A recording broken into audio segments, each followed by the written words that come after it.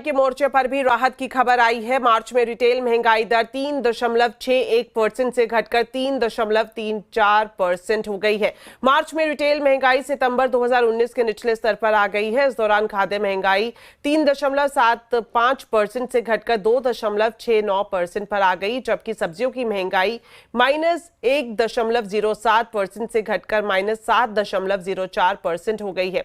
मार्च में दालों के दाम भी घटे हैं, जिसकी वजह से इसकी महंगाई -0.35% से घटकर -2.73% हो गई है। ग्रामीण महंगाई में भी कमी दर्ज की गई है। ग्रामीण महंगाई की बात करें तो ये घटकर 3.79 से घटकर 3.25% हो गई है। मार्च में कपड़ा, जूता, चप्पलों की महंगाई भी घटी है।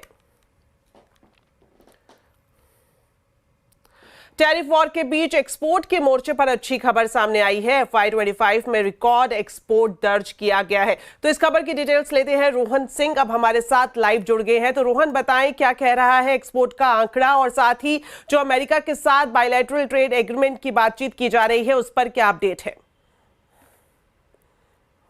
अगर पूरे पिछले वित्त वर्ष की बात करें FY25 की, तो जो एक्सपोर्ट का फिगर है वो $820 बिलियन तक पहुंच गया है, जो कि उसके पहले के साल के $778 बिलियन से करीब 6% ज्यादा है। और सबसे खास बात यह है कि एक वित्त वर्ष में ये अब तक का सबसे बड़ा आंकड़ा है। वहीं अगर मार्च की बात करें तो थोड़े मिले जुले फिगर्स हैं। मार्च में अगर एक्सपोर्ट की बात करें तो 71.71% से एक्सपोर्ट बढ़कर 73.61% बढ़ा है। लेकिन इसी बीच जो इम्पोर्ट है वो भी बढ़ा है, 73.63% से बढ़कर 77.23% हुआ है। यानी कि जो ट्रेड डेफिसिट है वो थोड़ा बढ़ गया है, वो 3.63% हुआ है, जो थोड़ी चिंता की बात जरूर है।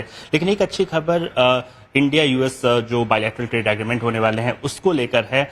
सरकार इस पूरे एग्रीमेंट को इस साल के सितंबर अक्टूबर तक पूरा कर लेना चाहती है, इस ट्रेड वॉर की खबरों के बीच, और चाहती है कि जल्द से जल्द इसे पूरा किया जाए। इनफैक्ट जो सरकार के सूत्र हैं उनका यह कहना है कि सितंबर अक्टूबर की जो तारीख उन्होंने डेडलाइन तय की है वो आखिरी डेडलाइन है। कोशिश की जाएगी कि अगले 3-4 महीनों के अंदर ही इसे पूरा कर लिया जाए। और साथ ही एक और बड़ी खबर ये आ रही है कि जो टर्म्स ऑफ रेफरेंसेस एग्रीमेंट के उन पर सहमति बन चुकी है।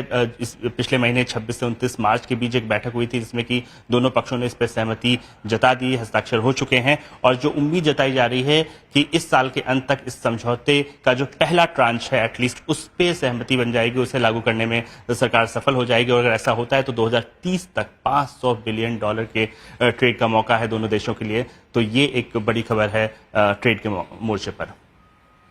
जी रोहन, आप हमारे साथ बने रहे। एक और खबर के लिए आपके पास वापस लौटेंगे। तो जिस तरह से रोहन